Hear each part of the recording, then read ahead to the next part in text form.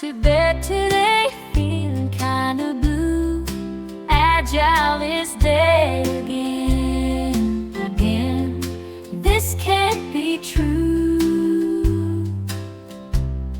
The layoffs happened and remote work passed, so it's out of hand. LinkedIn showed this was not meant to last.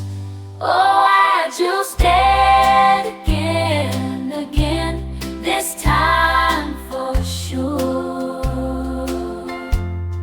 The real enemy of agility is not waterfall, it's transformations giving headaches like after a crawl. Focusing on the essence of agility would be the cure. So let's tear down the walls and build anew, with modern agility guiding us through. No more lip service, nor lipstick on the pig. Bring back agility next time it sticks.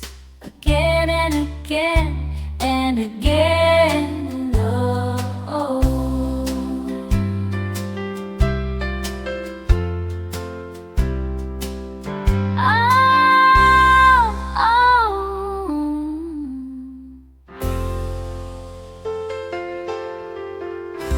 Again and again and again.